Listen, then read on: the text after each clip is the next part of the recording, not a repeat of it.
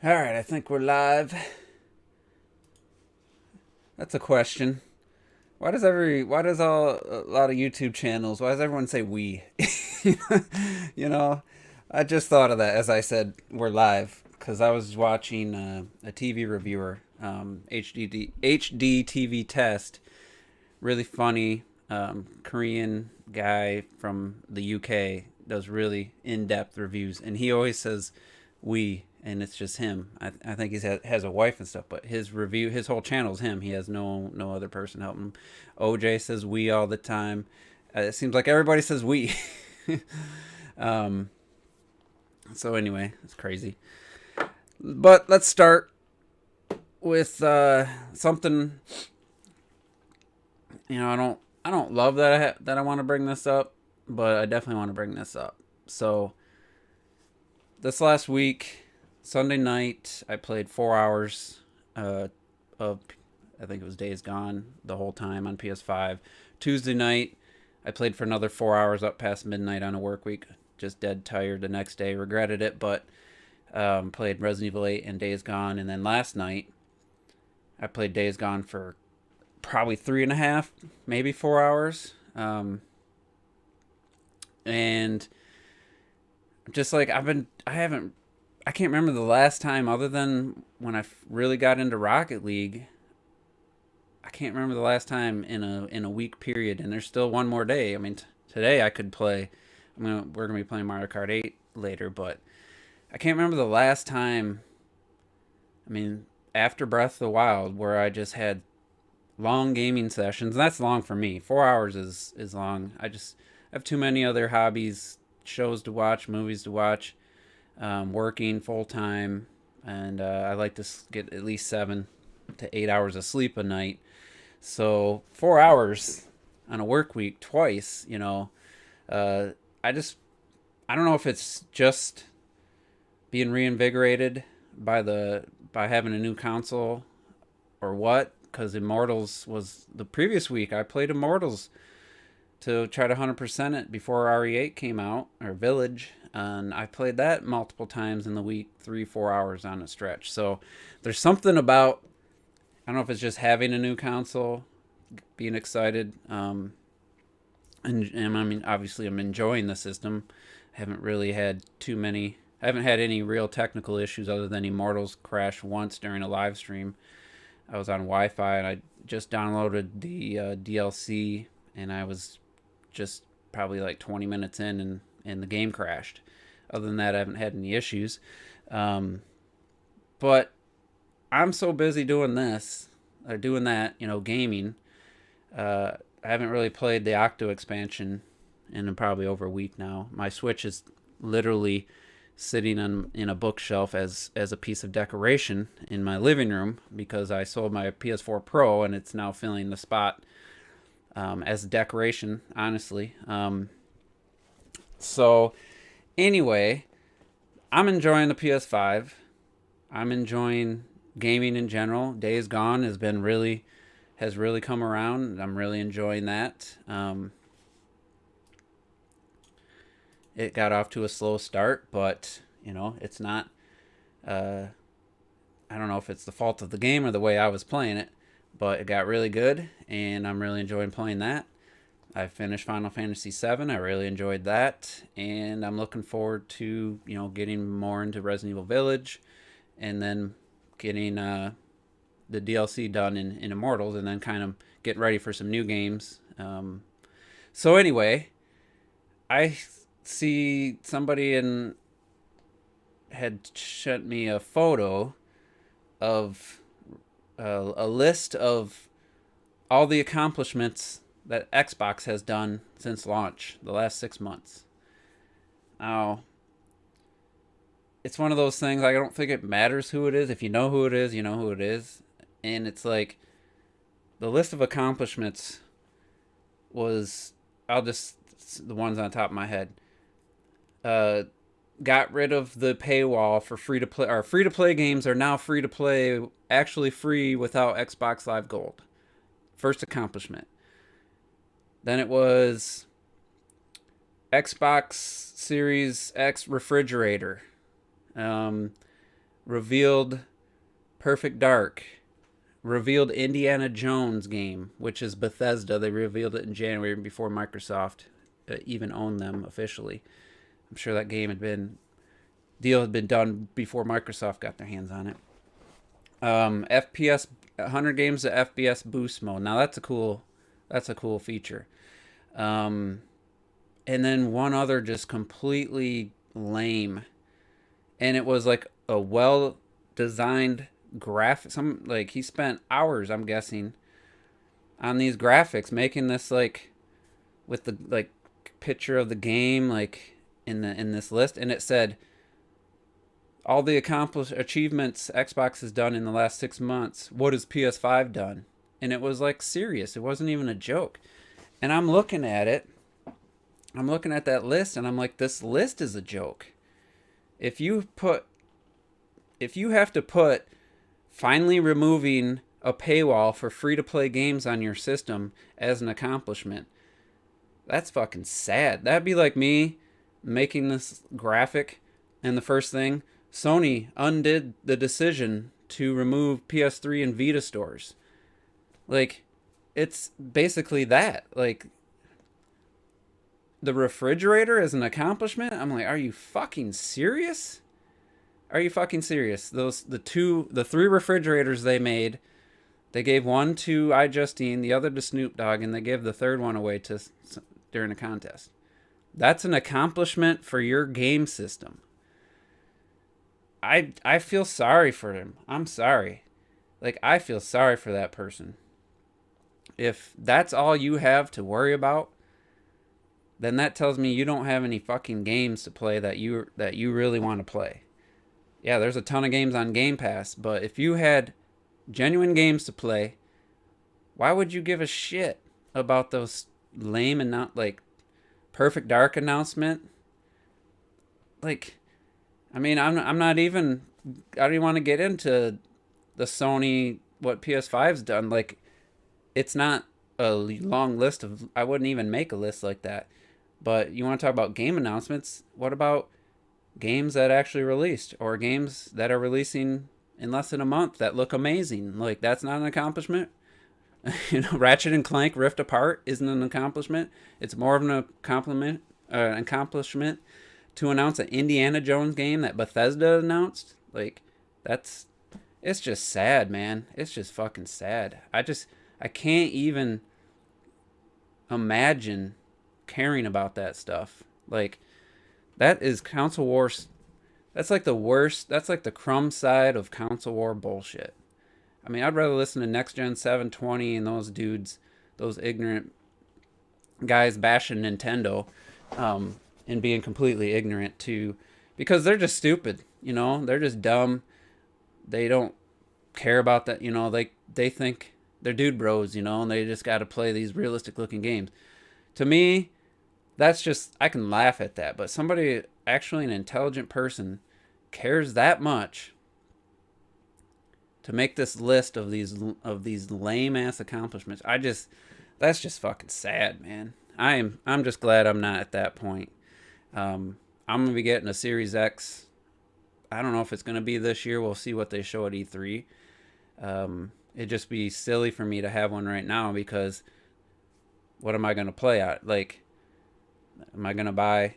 I have a PS5 and a Series X for multiplats. Like, that would just make no sense, because the difference between the two versions of those two systems is so minimal. It's like, how would you decide? Well, I'm gonna probably pick the version that utilizes the DualShock or the DualSense over it, and like, or any other benefits. I mean, that's pretty much the main one, but so anyway, I just think that's sad. I just feel I really regret that I even brought that up, just because it was somebody I really respected and appreciated their opinions, and it's just like, how did you fall so far? Why do you care about that stuff? Like, that's like sitting in middle school arguing over the Super NES and the Genesis, because the one kid had a Genesis and I had a Super Nintendo. That's the only reason we were arguing, because it's the systems we had.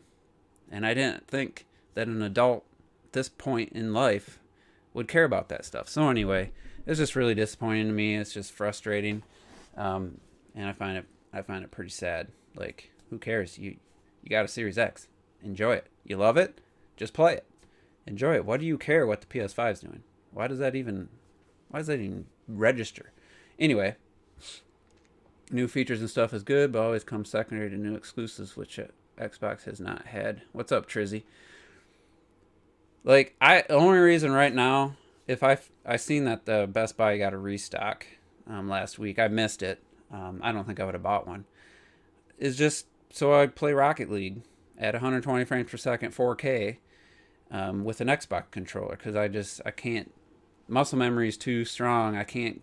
After 1,300 hours, I can't play on a PlayStation controller. I can play it, but I can't play it well. The thumbsticks, it's just all off. The angles of everything's all off, so I can't do aerials and stuff. That's the only reason I'd go out and spend $530 like to play Rocket League, because I don't play it as much as I want to, because it's just so much nicer to be sitting in my recliner in my living room on my nice 65-inch OLED playing games. So that would be the main reason I buy an Xbox at this point, unless they show me something at E3. The other thing I want to talk about before I get into the main is Mizza T just did a video about, I should look up the title. He was talking about guys who never really were that excited about Switch. Let's see. What did he call it? We did a podcast. It was number 335 on why do Switch Pro rumors, why are they still popular? And T made a good point, and then he did a video on it. Let's find out what it's called. Nintendo fans were never satisfied from Switch from day one. And that's the point he made in that podcast. I'm like, why do Switch Pro rumors why are they still popular? And he's like, that's because these guys, they were never happy with the Switch. It was never what they wanted. They wanted PS4 Pro level power. They wanted a box under the console, x86. I had forgotten all that stuff during the NX rumor days. It needs to compete graphically with the Xbox and PlayStation. If it's not at least PS4 Pro, it's going to be a failure. All those guys saying that. Then the Switch was revealed. If you're following this community, you know Super Metal Dave. He was on suicide watch after that reveal of the Switch, because he made dozens of videos saying that Nintendo had a deal with AMD, and here's all the reasons why they're using AMD. And then it comes out it was Nvidia, and I think it was half that the Switch wasn't what he wanted. The other half was, I think he thought his fan base was just going to leave him, because he was so wrong. He made so many videos with all this proof and these sources saying the Switch was going to be AMD, and it turns out it was a hybrid and it was Intel. But he didn't have to be worried, because his channel is at 26,000 subscribers, and I just checked, and his last 5 videos are about Switch Pro rumors, and they're all tens of thousands of 7,000, I think was one of the lowest views. So he actually did well, even though it wasn't what he wanted. The people didn't abandon him even though he was completely wrong, and he's been completely wrong on all the Switch Pro rumors. But what's up, Rob? But the point is, he wasn't satisfied from day one, and he's been making Switch Pro rumors ever since, because he's not satisfied, right? Yeah, Super Salty Dave. Salty Dave 64, somebody made an account on Twitter, and he was always an OJ stream. So I'll give Dave credit, because he never backed down from that. He just really wants a Switch Pro, and he's had lots of success talking about rumors and all that. I don't understand why people would watch another video after every time he's wrong. I'm out of here. But the flip side was the guys who obviously weren't thrilled by it, but realized that they didn't want their channel to be affected, so basically just sucked it up and been praising the Switch, talking positive, and it's fine. I don't have a problem with that. But the reason, the main point is that these guys And a lot of the people that watch these Switch Pro rumors, it's because they've never been satisfied with what the Switch is, power wise, design wise, and it's just obvious because of all the views. Like I said, Super Metal Dave's videos get 10,000 plus views, and then a bunch of other people can make Switch Pro rumor videos and get a lot of views. It's because people aren't happy with the Switch. Yeah, I know you like Dave. I've been a little nicer. I don't mind Dave in general, but I can't follow when there's sources. When Doom Eternal is going to launch in March with the Switch Pro, and then a week later Doom Eternal releases on the Switch in the eShop in November. Like if you say you have sources, and then it's immediate, like a week later it's proved completely false, then how can I believe any of your other comments? But anyway, like I said, he hasn't changed. There are others, like OJ. He was definitely one of the guys saying the NX needed to be PS4 Pro level power, standard console, x86, easy to develop for architecture, get all the third-party support, and it wasn't. And he was disappointed at the reveal, but he quickly adjusted, and been pro Switch ever since, and his channel's done very well. But deep down inside, it's not what he wanted. But in the end of the result, was that there's been, for some of these guys that love RPGs, there's been a bunch of great games. So I think even if you weren't happy, I know OJ well enough to know that he's genuinely loving the library because he loves RPGs. So even though he wasn't thrilled and it wasn't what he wanted, I believe him that he's happy with the library. But still, just the general public, the fact that the Switch Pro rumors gain so much attention, get so many views, that tells you there's a lot of people who aren't happy with the Switch. And that was kind of what T's video was. So that's kind of a way you can see that, but there are some people that love the Switch from the reveal. They loved it that first year and love it today, and genuinely enjoy it. There's nothing wrong with that. I don't have really a problem with the system in general, but I do have a problem with the library. It's just not, they haven't really delivered for me with the genres I like, and it's been very handheld like library, which we'll get into why I think the Switch is viewed, even from Nintendo, as a handheld that can also be a console secondary. Like T and I, yeah, the Wii U launched. It was a lot of Nintendo fans defending the Wii U, and wanted to get these games, calling out third parties, and then the Switch the sales fell off, the third parties left, a lot of people turned on the Wii U, and then those are probably the most diehard Switch defenders are the guys that turned on the Wii U. I don't know what that is, I don't know why, but anyway, so T and I, we've had a few little small debates, whether it was a few back and forth in the chat or on the podcast about the Switch. I fully feel that the Switch is 90% a handheld and 10% a home console in the eyes of Nintendo and how they view it and how they've been treating it. Mostly, that was kind of confirmed for me with the library of games we're getting. Very similar to 3DS and DS genres. Lots of RPGs, like their handhelds, lots of ports of older games, and like handhelds, very popular. Big sales numbers. The Wii was the only home console Nintendo ever had that had big sales numbers for console and games. But let's get into the main point. And this is going to be, it's going to be obvious. Like, I'm not sitting here saying no one's saying this, but this is kind of the reasons where I look at the Switch and I'm just like, they only thought of it as a console, as an afterthought. But before you get mad, they definitely decided it was going to be a hybrid first and foremost. So it was going to be a hybrid from day one, I feel.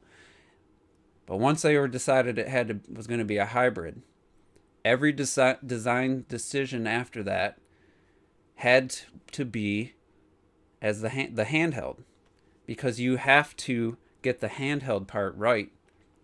This flimsy ass dock could have been, who knows how little effort they had to put in that. They had to just get something inside this switch and whatever that little circuit board is on the dock to quickly switch to, the HDMI out and display on your TV, and then have the CPU or the GPU bump up. But so let's talk about why I think almost every decision after they decided it was going to be a hybrid had to be, this thing has to be a handheld, and why it basically end result is what I feel is more of a handheld.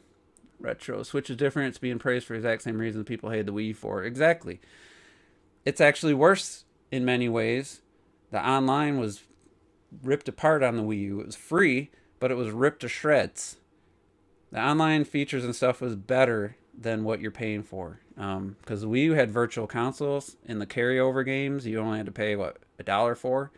They gave away a bunch for 50 cents. But anyway, so let's get into the design of the Switch. So as soon as they know it's going to be a hybrid, the biggest thing they got to account for, the biggest decision, and the most important part of any system is, what are we going to do for the chipset? Well, you can't put a home console GPU and CPU in a device that thin. So where do you go? You go to the mobile chipset. What's available? Tegra was obviously the choice they went with. So the first decision and the most important part designing a console is getting the architecture and the chips. What do they call it? The silicon on chip, SoC, getting that figured out, because you can't make any other decision until you know how small that chip can be and how small the motherboard can be. So first decision, the biggest decision, mobile chipset. All right, so you get the Tegra. I think that's a CPU and GPU in one, if I'm not mistaken. I don't know if there's a separate chip for that. Then the next two things you have to figure out is the screen and a battery. Like, if it's a home console, none of those decisions, and the most important decisions, aren't even made the same. They're completely different. So then they have to figure out a screen size, screen material, or whatever technology. Then they got to figure out what kind of battery they need based on the life. They want to hit a certain amount of hours of use. So then the battery size is like probably their third biggest decision.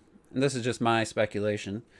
So once you have that, then what do you do? Okay, well, now we need the form factor. How thin is this thing going to be? It's got to be carried, and it's got to stay cool enough. The battery's got to last a certain amount of time, and so you get, what are we going to do for controls? So the next biggest decision, I would say, maybe you could argue that the controllers were ahead of like the battery size and stuff, but so the main way you play the system is with the Joy-Cons. It's what it comes with, and again, these had to be designed around the thing being a handheld first and foremost. The other thing, which you could argue is more of a console thing, but I think it's more of the tabletop experience. I don't think they really think people are going to play like this on the TV. I think they're more thinking of your Switches in tabletop mode, hand a controller to somebody when you're on the train, or when you're on work, lunch break, or when you're hanging out with somebody outside, because they showed that. They didn't show it hooked up to a TV with hand and a Joy-Con. So you got the biggest factor for playing games is your controls being completely hamstrung by the fact this thing has to work as a handheld. So it has to be thin. It can't be too wide, because you don't want a handheld that's massive. So now your controller has suffered so that it can be a handheld. And then they throw this thing in here. Yes, it does make it generally way more comfortable than playing the Switch portably. I haven't actually used this in a couple years. It was in the I put it back in the box. I haven't even touched this thing in probably 2 years. It feels okay like this, you know. That is a I guess it's and I have the D-pad if you didn't notice, which actually makes this way better. It actually makes it okay. Like I could see if somebody's like, yeah, I just didn't get the Pro controller. I play in the grip. You know, it is what it is. But just holding it now after I played the PS5 for 12 hours last week. I play, Rocket League for like 3 hours last weekend on the Xbox One controller. Just holding this thing right now. If this is definitely, and I don't think there's too many people would argue this. The Switch and the grip has to be, if not the worst, it's in the top 3 worst designed, worst feeling controllers ever in a mainline console. And it's definitely Nintendo's worst controller by a fucking mile. These grips are way too small. They at least come out with a Pro grip where you can actually... These buttons are tiny. Play Mario Kart with this. My thumb was so sore, I tried to play for an hour. I had to go buy the Pro controller like the next day for Zelda. But when my buddy came over in April, we played Mario Kart. And I gave him the Pro controller. And I tried playing with this. And it's like, these little tiny buttons just dig right into your thumb. And we all know the Joy-Con drift, that's not even the biggest problem. It's the range of movement. This thing has barely any range of movement. So the controller suffered because it needed to be a handheld. I mentioned the Tegra. I didn't even talk about the end result of that, as we know, games look pretty damn good in handheld mode.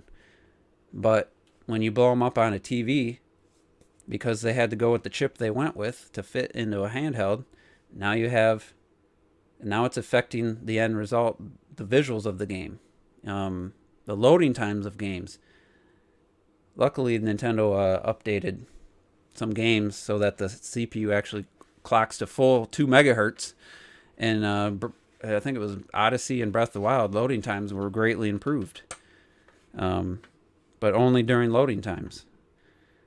If that thing could run at full 2 gigahertz the whole time, you'd probably see more games at 60 FPS. You'd see a lot less loading times in every game, not just the ones that added it later. What else was factored in? The OS. The OS had to be designed around being on this screen. Hey, look at that. You can see my Lucina in the reflection. Where's Samus at? Oh, can't see now. So they designed this with these icons that can be easily seen in handheld mode. And, I wish they did more. It's just very boring. But the operating system had to be designed around it being a handheld. It designed mostly around Wi-Fi. The dock doesn't even have a frickin' Ethernet port, well, neither did the Wii or the Wii U, but, then we'll get to the dock, because this is, if you look at this, I've taken mine apart. It's flimsy. It has a tiny little circuit board, a few chips on it, a couple USB ports and all that. Like, this thing is cheap. This thing it's not well designed. Mine actually rubs, and even though I did some work, it still rubs on the bottom corners. This does not look like a Nintendo home console level of quality accessory, The UI of the 3DS. Yeah, but I guess that's true. But at the same time, I don't think, it's hard to say. This is all speculation. I don't think the UI would look like it does if this was just a home console. It just feels to me like geared towards the handheld experience. Oh, you could disagree with that. It's completely fine. That's how I feel. I forgot a couple of major factors too. I was getting into the dock, but another thing that was 100% decision made because the thing has to be a handheld is these tiny ass game cards. You know, we all excited about the idea of cartridges. But is anybody really excited about these tiny little things? Like I don't like these personally. I don't, especially the mechanism and the door that covers them. So now you have, because this thing has to be is designed as a handheld. Now you have the media format. Decision made, has to be a cartridge. It has to be a small cartridge. What's the effect of that? Well, because it's a cartridge, now you have developers who can't fit their games on it because it's too expensive to have 32 gig cartridge, and there's not even a 64 gig option, even if somebody wanted to. So now games are being affected by the cartridge size. Now the consumer's being affected because you got to download a portion of the game because the cartridges, instead of discs, instead of a 100 gigabyte disc for whatever, a couple bucks, now you have 4 8 gigabyte carts are the standard, and now we have to download, we have to buy an SD card to have the full game. That wouldn't, the Wii U had only 32 gigs, but the discs, you didn't need unless you're going digital. So that is a way that this as a handheld, first and foremost, actually affects everybody. Even if you don't care, even if you love that it's a handheld, you're being affected because now you're having to download the rest of the game because it doesn't fit on the cartridge because they had to go to a cartridge. The other thing is the internal storage. Again, Nintendo went with 32 gigs. I don't know that they would have did that if this was another home console only. I mean, maybe they would have.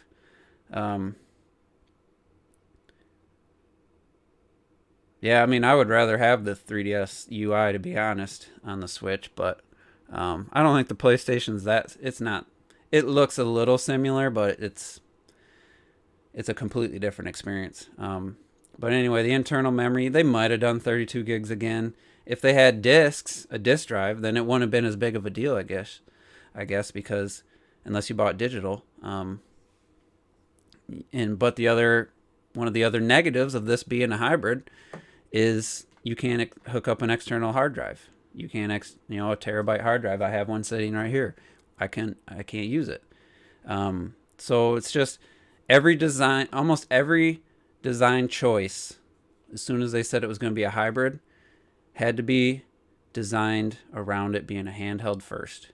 And that's obviously, it's still a hybrid. And when you dock it, it bumps up the resolution, and games do look, if you see like Digital Foundry will do the full screen 3D or handheld version and then show you the full screen docked version, it definitely boosts it, but I don't think that that's enough of a reason to say it's a console more than a handheld. I don't know if anybody's actually saying it's a console more than a handheld. It's obviously a hybrid, but my point is every major decision had to be, first and foremost, that this is going to be a handheld.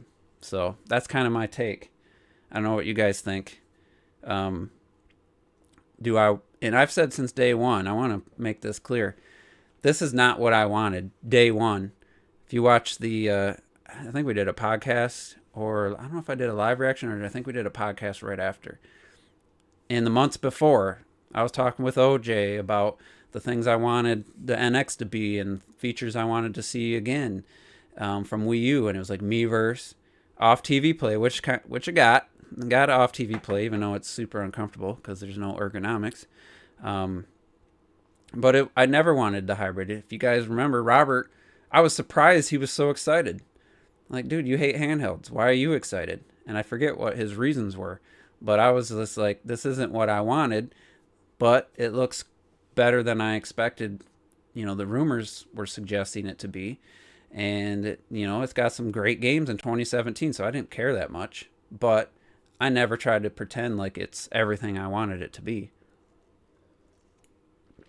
And I mentioned kind of quickly that the game library kind of indicates too that how much developers and Nintendo view it as a handheld. Hell, we even got the Switch Lite exists. I mean, if nothing else tells you that this is, viewed more as a handheld, the Switch Lite is a handheld system. It's only a handheld system. And you could say, well, they did that because the Switch is already a home console, so it made no sense to to do another home console only or do a home console only version. But I disagree. I think it makes more sense to do a home console only version than it did to do a Switch Lite, because yeah, it's a little bit smaller, but what doesn't it have HD Rumble? Can't remove the Joy-Cons.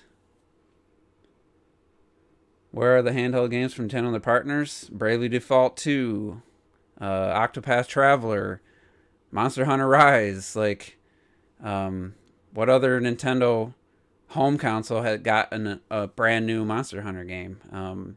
Just look at all the RPGs. Like I said, look at all the ports. Handhelds were the place where the systems Nintendo used to always port games to. The 3DS got a ton of ports. DS, I don't think it got as many. Got like the couple Zelda games, even though they were reworked.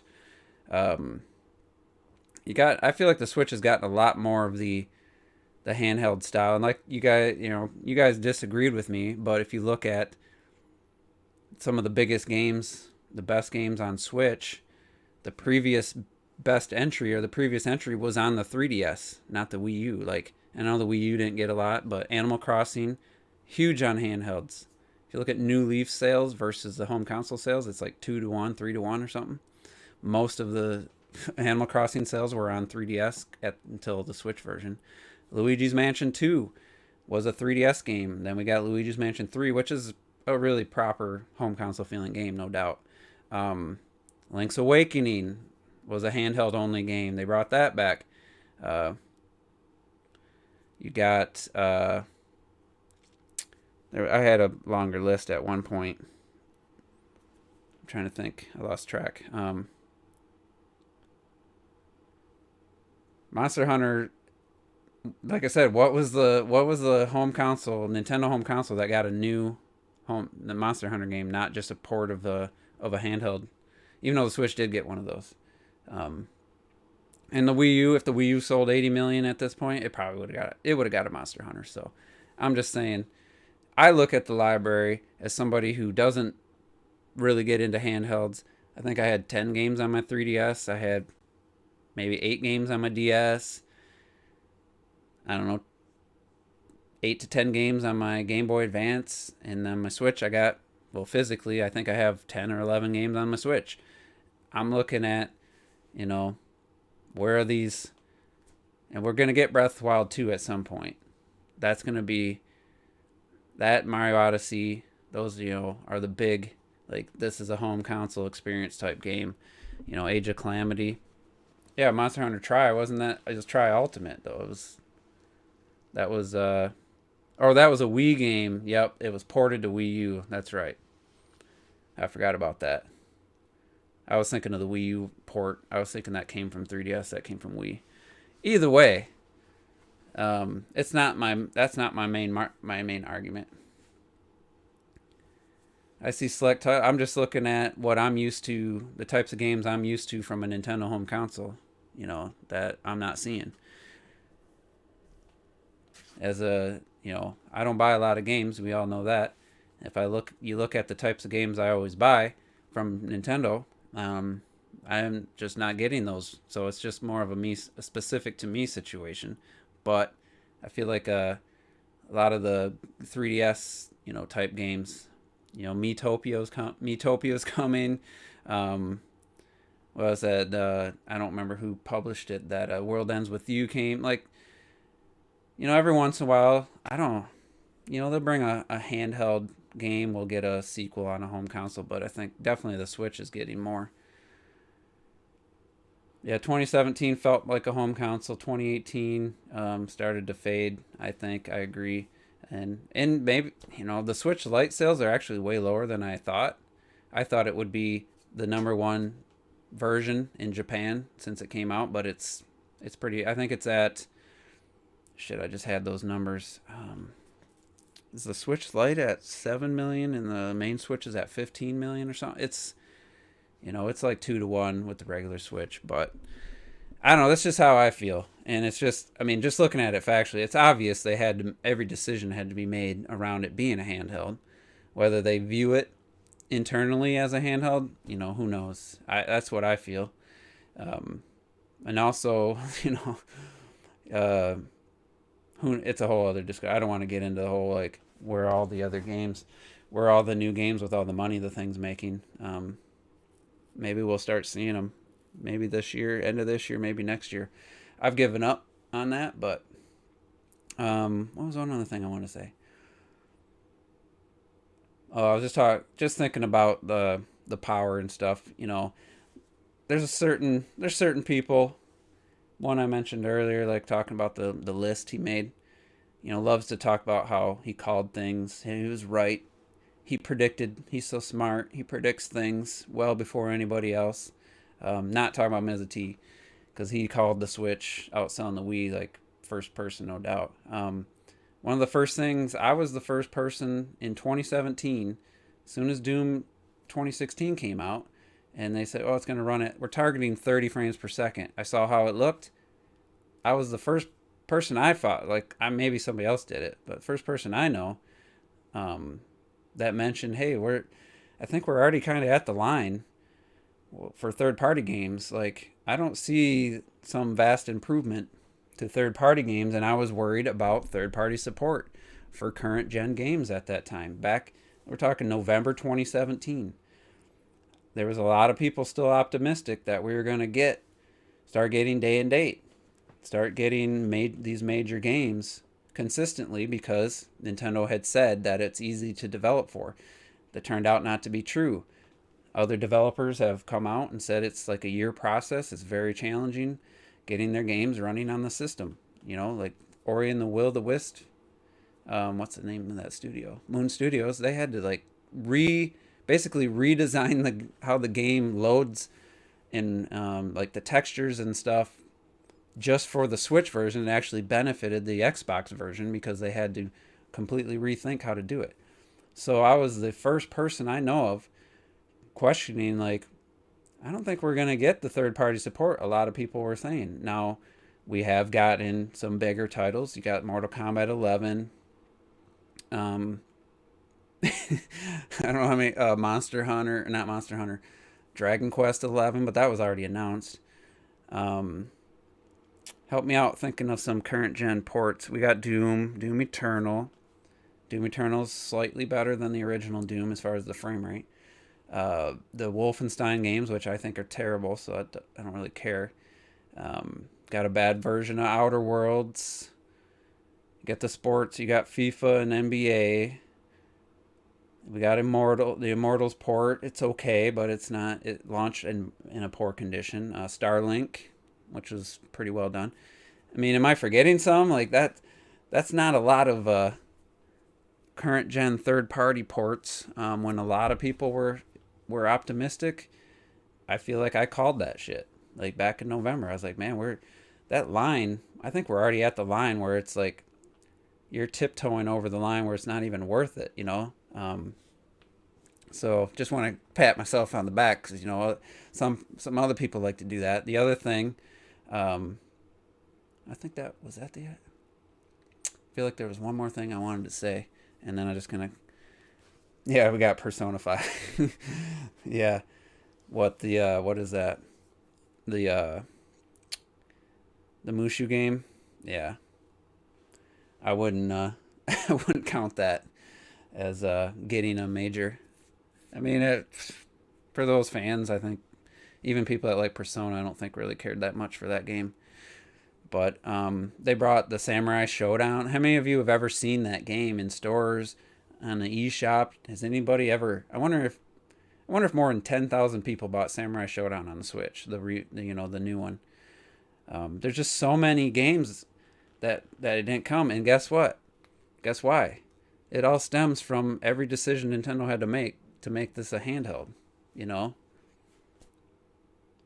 could argue that the Wii U wasn't getting them. It's got, from what I heard, it's got Mushu elements mixed with a lot of story, a lot of exploration stuff. A lot of people said it was like a Warriors game, and then I watched reviews said it's not. So, but I think the combat in isn't it? Um, Shit, what was I lost track? I lost track of what I was saying, but that's all right.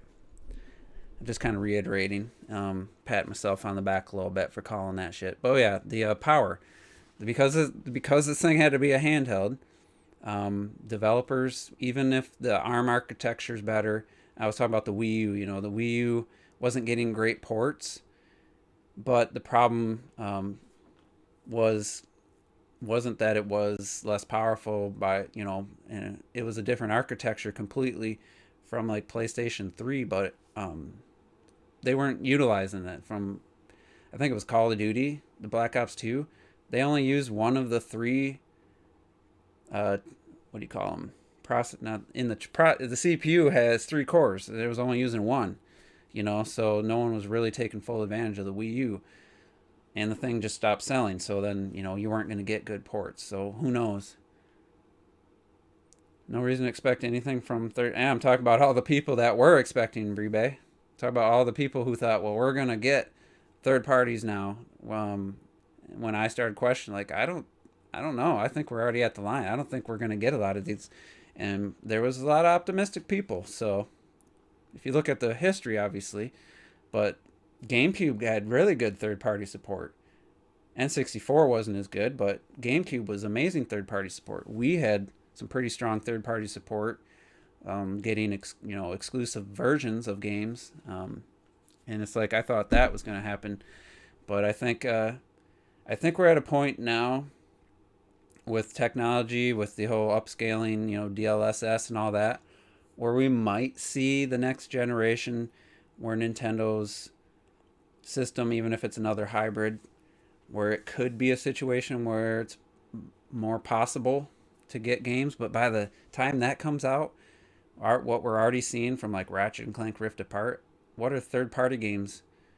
Like, how is a game like that, if a third-party game is designed exclusively for Series X and PS5 using solid-state drive and all their processing power, all the new bells and whistles? I mean, the Switch is having trouble running PS4 base Xbox One games, base PS4 games. How is it going to run PS5 and Series X games? So, and I don't think even if they did a home console, it would have been powerful enough to do that. But the other thing I didn't mention was the cost. Yeah, this thing came out at $300 and people were happy about it. How much of the $300 do you think is the screen and the battery and all the things that had to be super small? Because in technology, the smaller something it is, the more expensive it is. You're using these specialty analog sticks instead of the standard ones that are used on every other system. Well, you use it on your Pro Controller, but you're using specialty components. That raises the cost. So let's just, out of the $300, don't even try to say this is actually $90. That's what Nintendo's charging for it. Looking at this, took it apart, I would be shocked if it cost more than $10 to manufacture the dock. This is probably a couple dollars to manufacture. Like, seriously, this thing. Maybe between the dock and this, you're talking maybe $25 out of the $300. The screen, I think the screens are like, to buy a replacement screen off like from a Chinese seller is like $80 something. It's probably cheaper for Nintendo, obviously, 60 probably. The batteries, I'm not sure on, but all the other components that'd be specially made for this.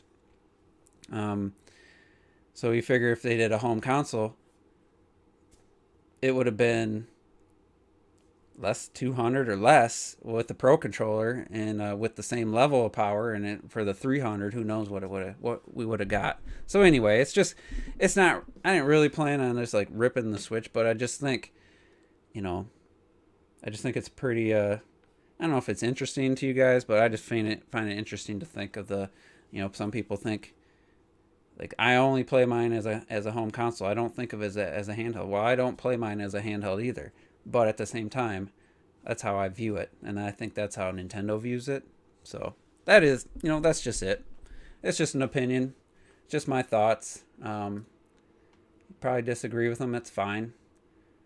What I don't need is to be told again by certain people, a certain person, oh, you just complain about Nintendo again, blah, blah, blah. Like, you're complaining that I'm always complaining, but you're always complaining that I'm complaining.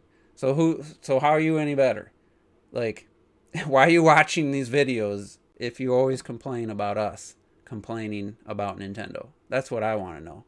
Why are you watching every one of our videos? Ms. T, I know myself, Ms. T, the podcast, Clocked It doesn't really do this type of video, or Robert or Terrell or anything, but I imagine if they did, they'd have the same person commenting on their channels. Like, it's just my thoughts. I don't care. It's like, agree or disagree. It's fine. You can love the Switch. I'm not mad at you. I'm not mad at you if you love the Xbox. As long as you're not going to come at me or make up stupid lists of all the accomplishments and hate on something for no reason. Like, I don't know. It is what it is. But yeah, thanks everybody for tuning in. And I don't think I have anything else to add to this. Yeah, thanks for watching. Somebody has a question or something, maybe I'll hang out for a little bit, because I got the most viewers I've had now as I'm about ready to get off. What time? How long's it been? It's been 51 minutes. I'll stick around for a little bit longer. I will say, I have a confession, and I was kind of just wait till I maybe bought the game. I've been really itching to play Bowser's Fury. I have that 3D Mario itch, and I've already played Odyssey twice. And I just really want to play Bowser's Fury. It's all the rumors, I think, about Donkey Kong being made by the 3D Mario team. I just really want to play Bowser's Fury. I see the game's $50. I can get it for $50 right now. If it was $40, I would already owned it. I think I'm going to wait till Memorial Day and see if we get any sales. But I just really want to play that. I watched Just Jess play. I think she had 75 of the 100 cat shines. I didn't watch every second of it, but I was like, man, I wish I had played the game instead of watched her play it. But it's been long enough that I pretty much forgot everything, and I just really want to play the game, so I'm gonna have to cave. I know it's part of 3D World. I don't really care about the 3D World part of it, even though it's a great game. I played it twice on Wii U, and I started a third, and I was like, you know what? I don't need to play this again. You need to get back into Bowser, so you stop playing it. Would I be disappointed if Mario Odyssey team was working on a 2D Donkey Kong? Yeah, because they're stellar at 3D, and Donkey Kong's never had a good 3D game. It's only had one game, and I don't care what you say. It's not a good game. If you're going to have the 3D Mario team working on a Donkey Kong game, it better be 3D. You're finishing up 3 houses. Would you have bought Bowser's Fury if it was digital? Yeah, I would have bought Bowser's Fury day one if it was separate. I don't know if I would have paid $40 just for Bowser's Fury, but paying $40 or $45, whatever I can get 3D World plus Bowser's Fury, then at least I have a digital or a physical copy of 3D World. I only have digital on Wii U, so at the very least, the one thing that puts me over the edge of getting it is I'll have a physical copy of my favorite 3D Mario game. Switch is a hybrid, and it's a hybrid for sure, but I said every major decision after that decision had to be designed around it being a handheld, because you have to have the handheld part right. That's the hardest thing to get right. I want to get it, but the price gets me. Yeah, like, are you talking about Bowser's Fury? $50 is easier than $60. That's the Walmart $10 discount, and it's $50 just about everywhere on eBay. I'm hoping to find it for $40. After that, I'm gonna keep playing Days Gone. I thought I was getting close, but the map it didn't double again, but it just added, after about 15 hours, I found the story mission took me to the 3rd camp, and the world doubled. Well, I just found a 4th and 5th camp, and the world, it didn't double, but it added it that same amount more of the map got it opened up. So now it's 3 times bigger than it was before. And I'm like, fuck. Honestly, I think I got another 30, 40 hours before I'll have accomplished what I want to accomplish in the game. I'm enjoying it, so I don't mind. And then I want to finish Resident Evil 8. How much would you like the Switch Pro controller? How much would you like the Switch if the Pro controller didn't exist? I wouldn't like the Switch I would be really angry, and I'd have a third party controller. I would have bought the 8-bit dough or whatever and been playing with my Xbox or PlayStation controller. If the Pro controller didn't exist, I would have had to find another option. I wouldn't have played it. The gripped version or Joy-Con separate's not an option. Would you want dock exclusive Switch Pro games, kind of like new 3DS? Yeah, because I don't play it in handheld mode. I don't want I don't mind. Like, I wouldn't be mad about it, but I don't think there's any reason. If the Switch Pro does what I hope it does, then it can do both well. Game is too small, game is too big. Yeah, I thought it was only that first area, and I'm like, I'm out of stuff to do. I've already burned all the nests. I'm bored. Like, what is this game gonna offer me? Then it doubles in size, and I'm like, okay, the story started getting good. All right, there's more to do. I'm excited. Well, then when it added that other 33%, and I'm like, holy shit! Like, I thought I was getting close. I think I'm at like 30 something hours. I don't know if the app tells me. I don't think the PlayStation app. It tells me your trophies, but I don't think it tells you. And that's another thing. The PlayStation app is freaking amazing. So view game. Play on console. It's not going to tell me the hours. DualShock 4 Vibration. Released on 4/26/2019. Yeah, this app. I don't know if you guys... Yeah, I'm getting to that. I'm going to get to the games I'm playing next. I was getting there. I got distracted. This app's awesome. I can send messages. I can view screenshots people sent me. Retro Death and I have a nice party going on when I'm sharing some screenshots of... See if this comes through. Nice little Days Gone nighttime shot. And, he appreciates that. Like I was telling him, it's nice to have somebody to talk to about a game. That's a nice shot there, Sarah. Nice angle. But yeah. So my thoughts. Resident Evil 8. Even though I was a little disappointed with something, I won't get into details. Let's just say that there's a character that they oversold as far as the amount of time that character's in the game, and I knew a certain thing about that, but I didn't know how little the person was going to be in the game, and it's kind of a bummer. It was a little deflated, but I definitely want to finish that, and then finish Days Gone, finish Resident Evil 8. I got the Octo expansion I'm working on. And then I'm going to I got to work on Immortals. There's one more, the first DLC. I don't really care about the third DLC with the isometric 2.5D camera angle, dungeon crawling looking perspective. I don't know if I care about that, but if I don't get Bowser's Fury, if there's not a sale and I don't get it in the next month, then Returnal is going to be the next game I pick up.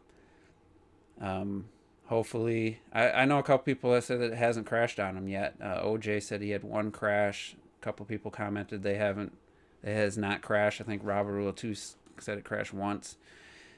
There's just, I'm shocked that more people aren't excited. I mean, it's my personal taste. I love exploration in games. I love the aesthetic of Returnal, the exploration aspect, the upgrading, getting new abilities to access new areas.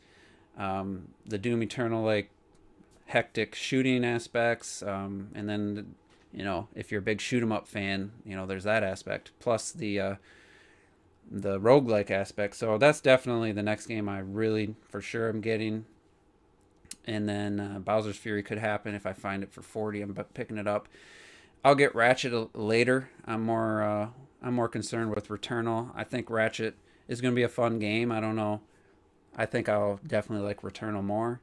But Ratchet's it's just such a gorgeous looking game.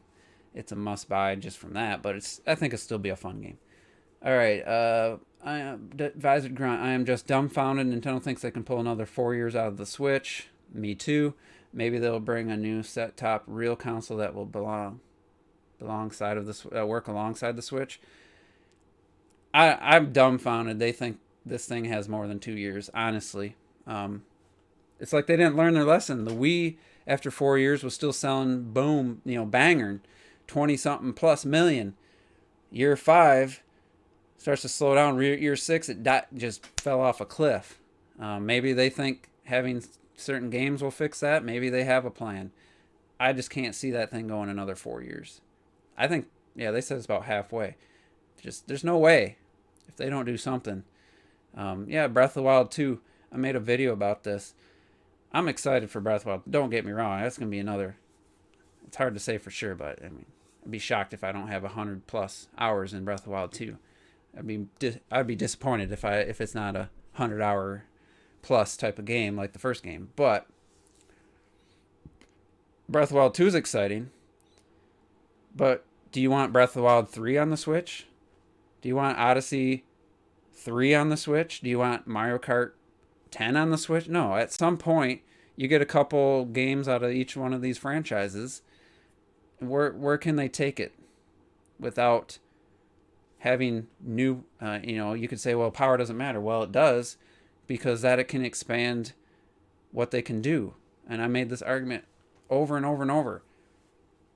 Yeah, power doesn't have to be the focus, but without a power jump, you don't get Breath of the Wild. You get Skyward Sword 2. Without a power jump, you don't get Breath of the Wild. If the Wii U power jump wasn't what it was over the Wii, you don't get Breath of the Wild.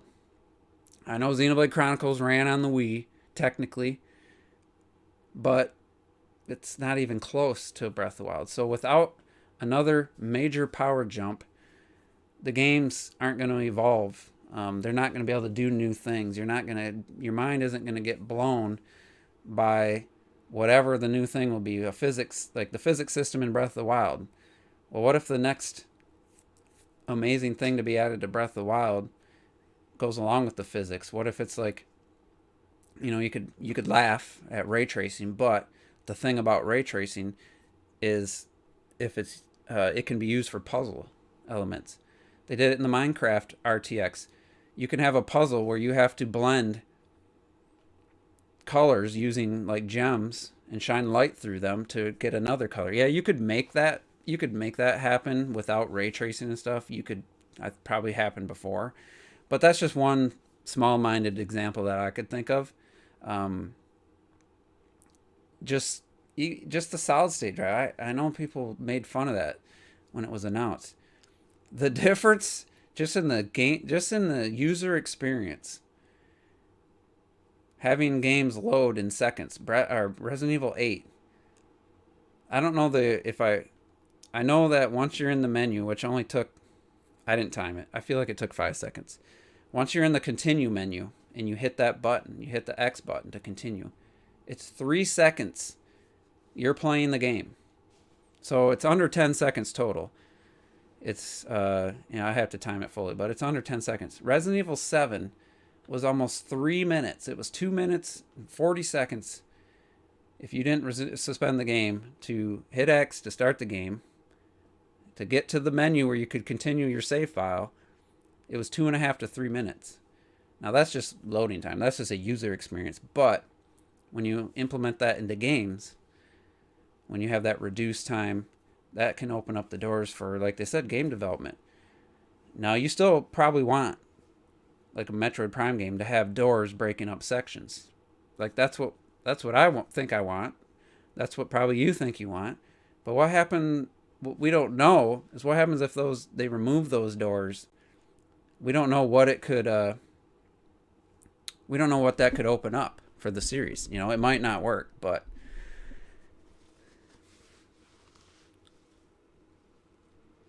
yeah, open world's not a handheld focus experience.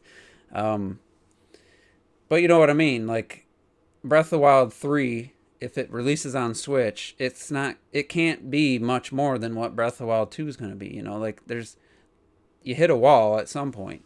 Yeah, you can come up with creative ideas within the restraints of the system, the architecture, the power you have. But once you remove those restraints, you get Mario Kart 8 over Mario Kart Wii. I don't think anybody was that impressed with Mario Kart Wii. You you open up you remove some of those roadblocks and you get Mario Kart 8. You remove some of those roadblocks, you go from Skyward Sword to Breath of the Wild. I'm not saying it'll be the next system will be, you know, the law of diminishing returns is in play there, but at some point, let's say if you got 3D Mario games on the Switch, you know, and they could each have really unique ideas and stuff. That's probably a bad example because they're the best at coming up with unique ideas.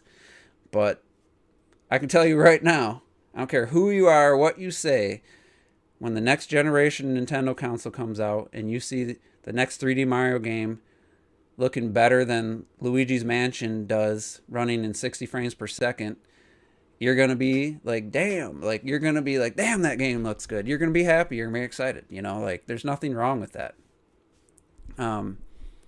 Right now, yeah, they can come up with creative ideas, creative gameplay elements. But why not also have the other stuff on top of that? Like you know, I almost want them to push Bayonetta 3 to the next Switch. I've been saying that for like over a year.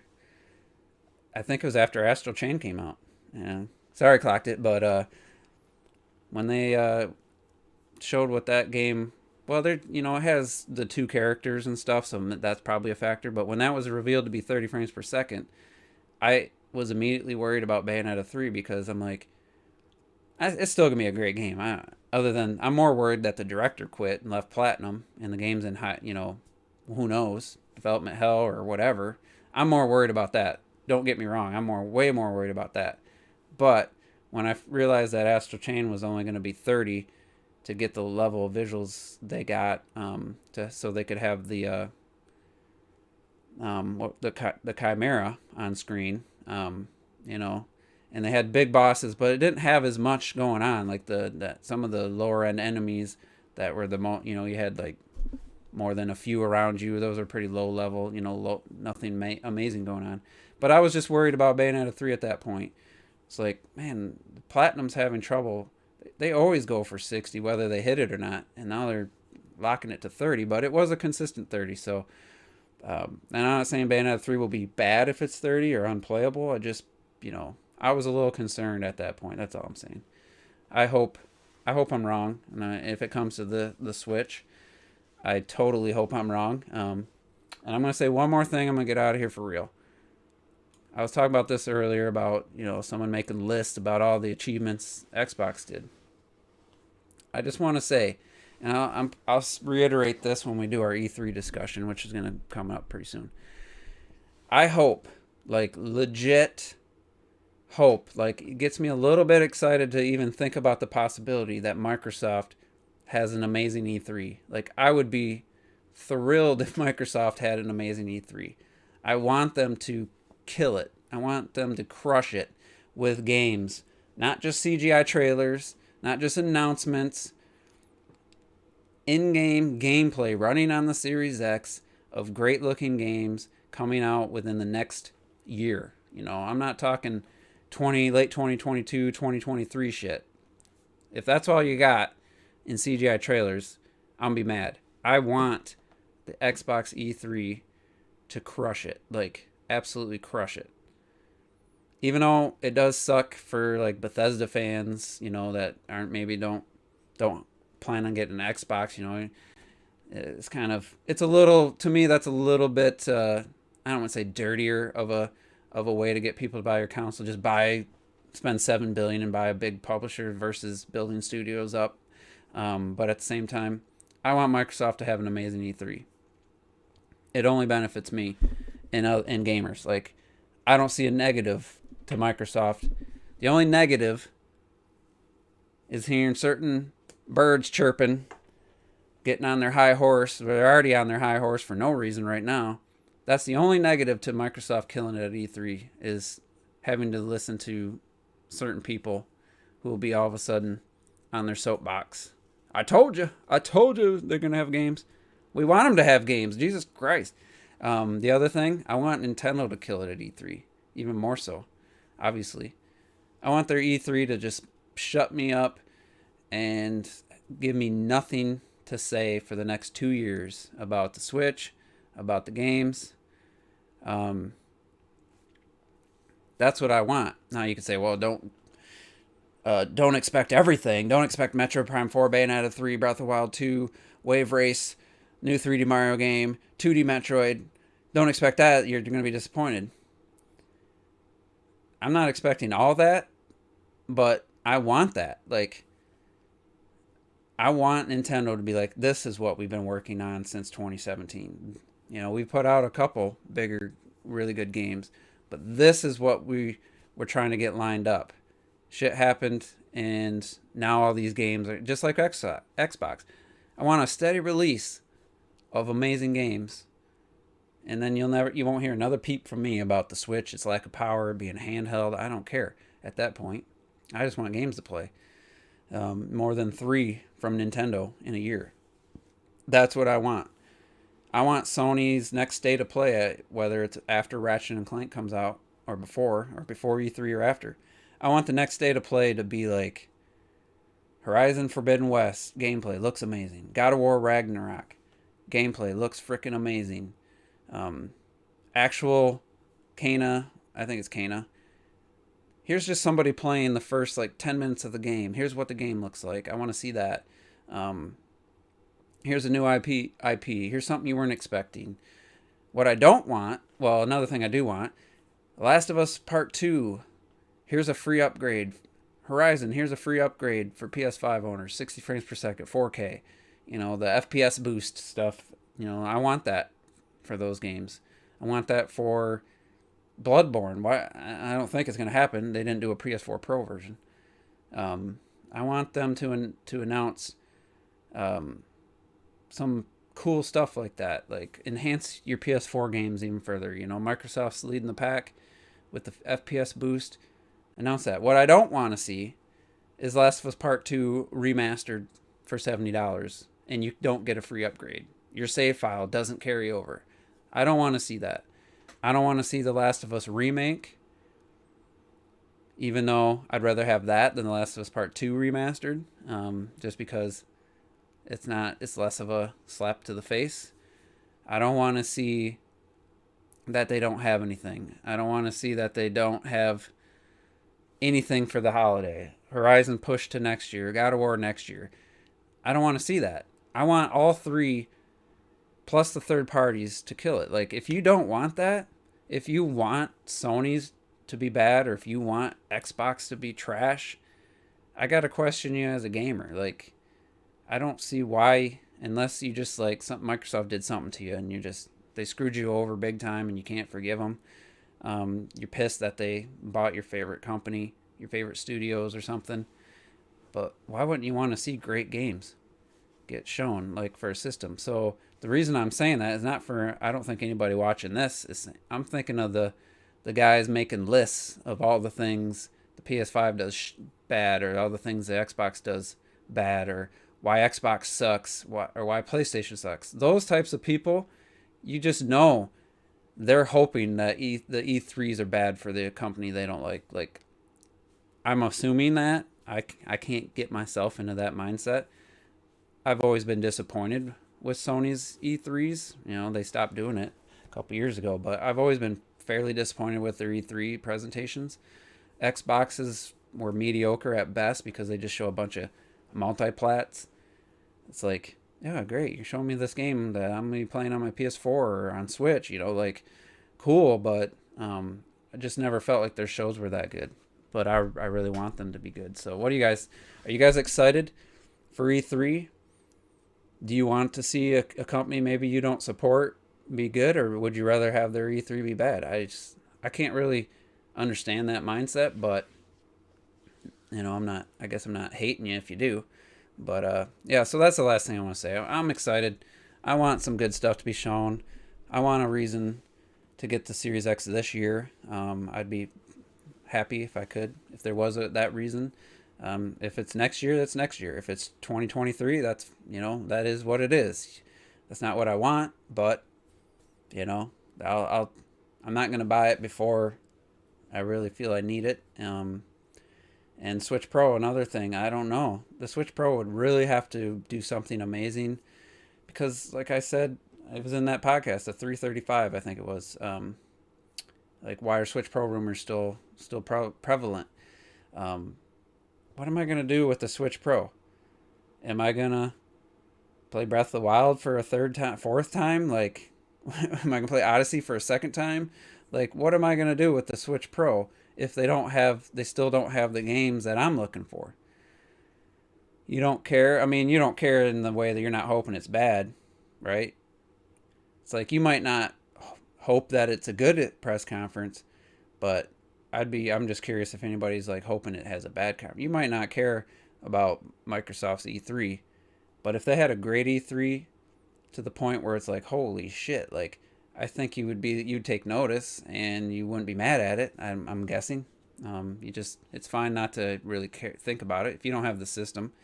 Maybe obviously you don't care, but I'm just curious if somebody's actually like, man, I hope Sony has trash state of play next time.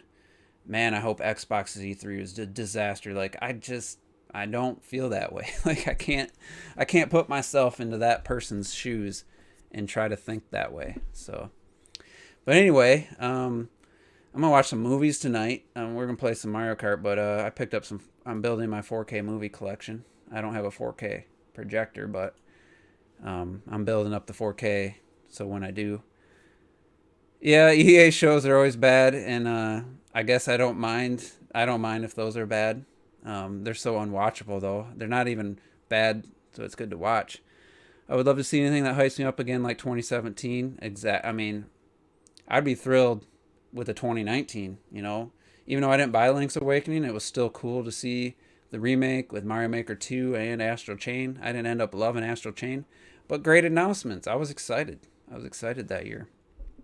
Mario Maker 2 didn't end up having long legs. I didn't, played it like 100. Well, I got my Switch right here. Rocket League downloaded update. Oh, Mario Maker has a system update. I had my Switch turned off for like 2 weeks. What's this update do? Did they add? Can I send messages? I'm gonna send a message to T once this updates or clocked it. I'm gonna send you a message. It's had a system update. PlayStation had a small update. It fixed a issue with I couldn't send videos on Twitter, and they fixed that right away. The last major update, though, added share play between PS4 and PS5, and I imagine they're going to add, the next update's going to be a bigger one. Hopefully they add some cool stuff, but let me just look at Mario Maker 2 hours, because barely touched this game compared to the first game. What'd you pay for it, Mario Maker 2? Oh, there's a trending 120 hours. There's a trending list on here. I don't remember seeing that. T recently started Monster Hunter Rise. 2 people recently started World Ends Club, and 3 people recently started Pokemon Snap. You got Gaming with Me, Retro Death. That's a cool feature.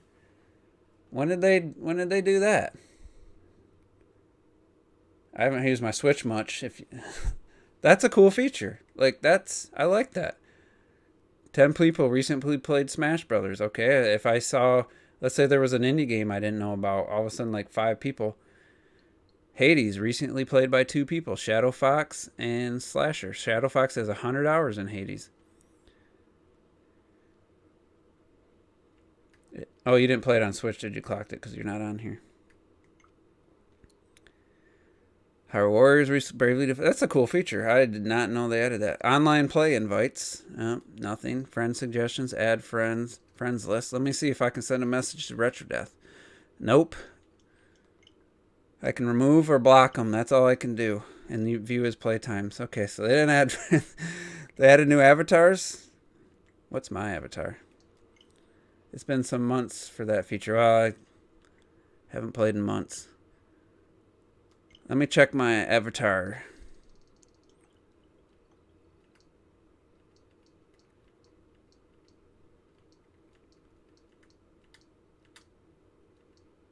Nothing's jumping out at me.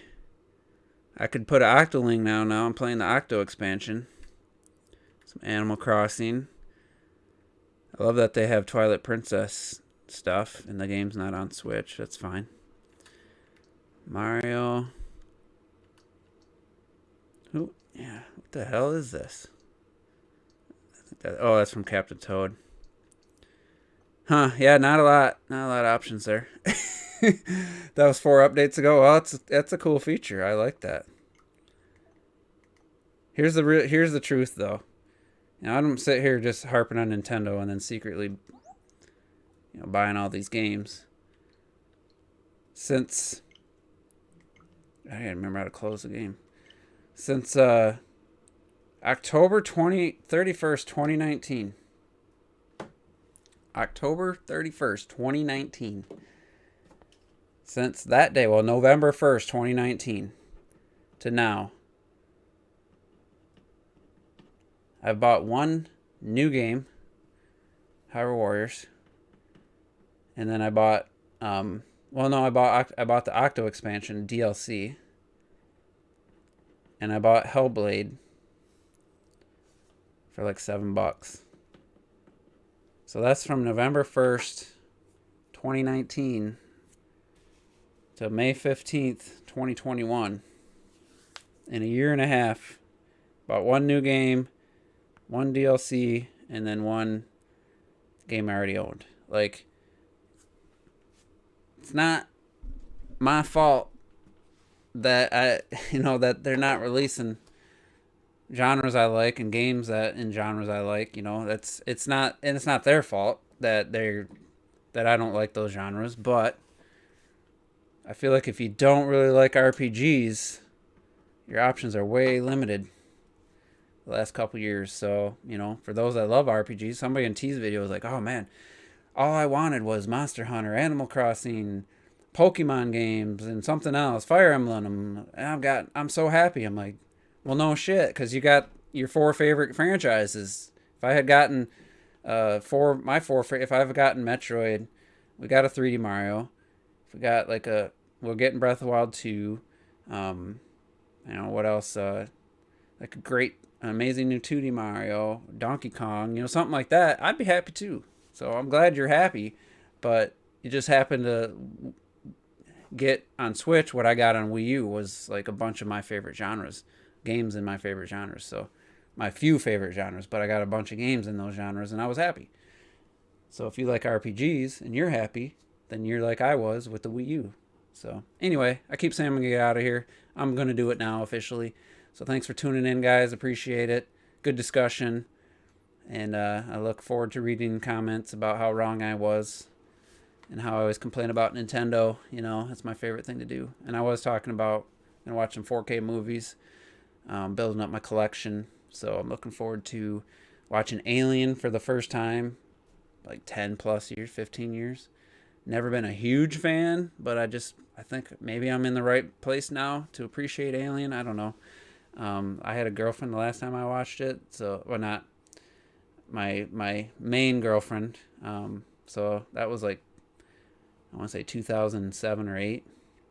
Last time I was in like a long, serious relationship, had living with me and everything. And that's the last time I watched Alien because I know I was watching it. She was upstairs. She didn't want to watch it, and that was the first time I watched it from, I think, unedited non-TV version maybe. So I'm watching Alien tonight. Hopefully have a new perspective on it because it's never been my favorite, and I hear how everybody loves it. It's like perfect film. I think everybody says. What did I say about Days Gone? I liked the game. It just started off slow, and I play it 4 hours at a time.